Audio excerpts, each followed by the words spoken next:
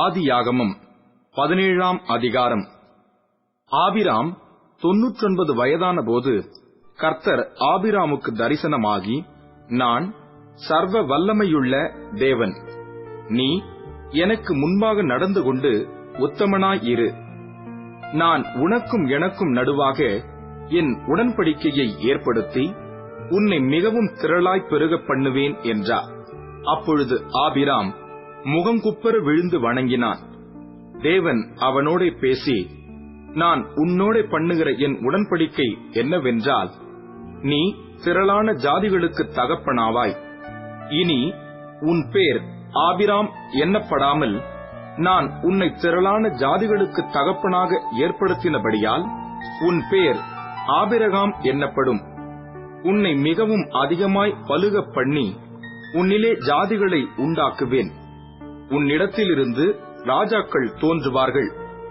உனக்கும் உனக்கு பின்வரும் உன் சந்ததிக்கும் நான் தேவனாய் இருக்கும்படி எனக்கும் உனக்கும் உனக்கு பின் தலைமுறை தலைமுறையாக வரும் உன் சந்ததிக்கும் நடுவே என் உடன்படிக்கையை நித்திய உடன்படிக்கையாக ஸ்தாபிப்பேன்.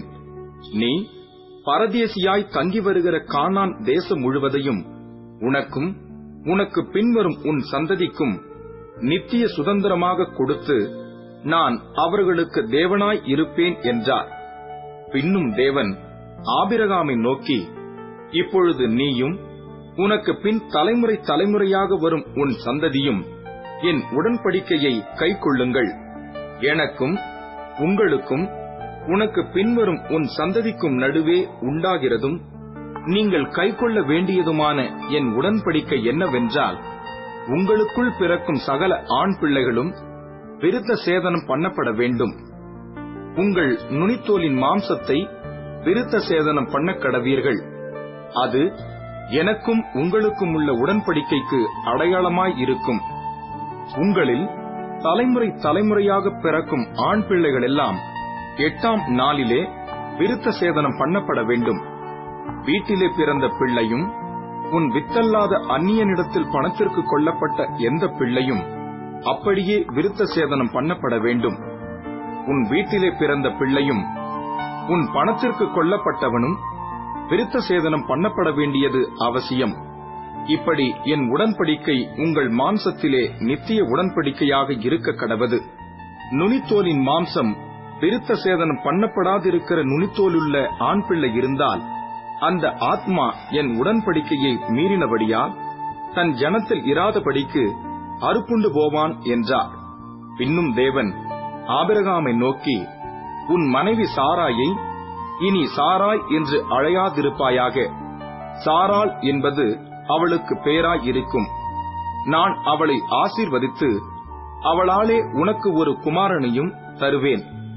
அவள் ஜாதிகளுக்கு தாயாகவும் அவளாலே ஜாதிகளின் ராஜாக்கள் உண்டாகவும் அவளை ஆசீர்வதிப்பேன் என்றார்.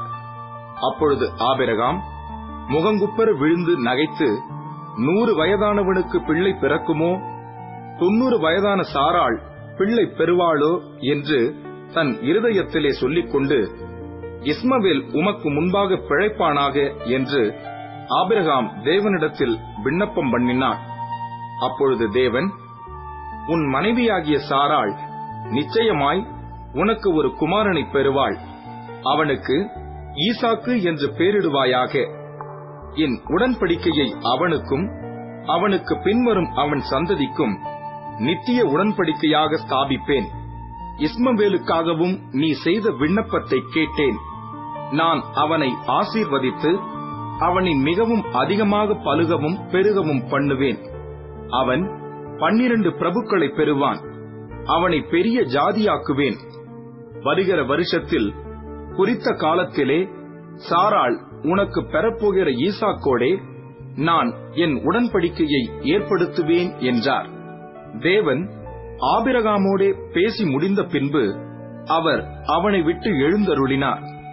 அப்பொழுது ஆபிரகாம் தன் குமாரனாகிய இஸ்மவேலையும் தன் வீட்டிலே பிறந்த யாவரையும் தான் பணத்திற்கு கொண்ட அனைவருமாகிய தன் வீட்டிலுள்ள ஆண் பிள்ளைகள் எல்லாரையும் சேர்த்து தேவன் தனக்கு சொன்னபடி அவர்கள் நுனித்தோலின் மாம்சத்தை அந்நாளிலே தானே விருத்த சேதனம் பண்ணினான். ஆபிரகாமுடைய நுனித்தோலின் மாம்சம் விருத்த சேதனம் பண்ணப்படும் போது அவன் 99 வயதாய் இருந்தான். அவனுடைய குமாரன் இஸ்மவேலுடைய நுனித்தோலின் மாம்சம் விருத்த சேதனம் பண்ணப்படும் போது அவன் 13 வயதாய் இருந்தான். ஒரே நாளில் ஆபிரகாமும் அவன் குமாரன் இஸ்மவேலும் விருத்த சேதனம் பண்ணப்பட்டார்கள். வீட்டிலே பிறந்தவர்களும் அந்நியரிடத்திலே பணத்திற்கு கொல்லப்பட்டவர்களுமாகிய அவன் வீட்டு மனுஷர்கள் எல்லாரும் அவனோடே கூட விருத்த சேதனம் பண்ணப்பட்டார்கள்.